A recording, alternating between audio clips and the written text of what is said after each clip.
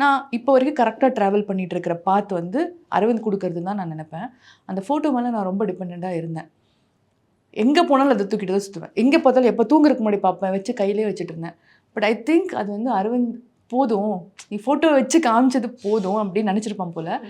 நான் வழக்கம் போல் அந்த எல்லா எல்லா இடத்துக்கும் நான் ட்ராவல் பண்ணுறப்போ அந்த ஃபோட்டோ வச்சு நான் ஒரு கிளிக் பண்ணி நான் போஸ்ட் பண்ணுவேன்.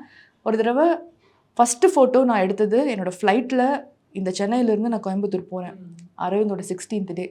இந்த ஊரில் அந்த ஃபார்மாலிட்டிஸ்லாம் முடிச்சுட்டு நான் என் ஊருக்கு போகிறேன்.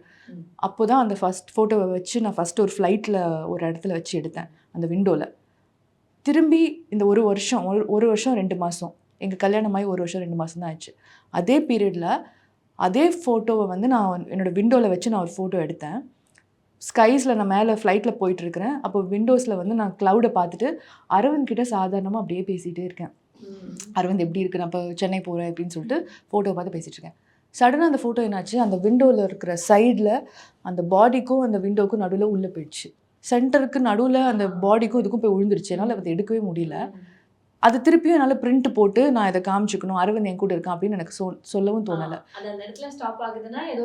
ரீசன் ஏன்னா அது அந்த இடத்துல தான் ஆரம்பிச்சது ஃபஸ்ட்டு ஃபோட்டோ, முடிஞ்சதும் அது அதே இடத்துல முடிஞ்சது. இதுவும் ஒரு சைன் தான் நினச்சிட்டு அதுக்கப்புறம் அந்த ஃபோட்டோ யூஸ் பண்ணல. பட் என் மனசுக்குள்ளே என் Aravind always is travelling with me.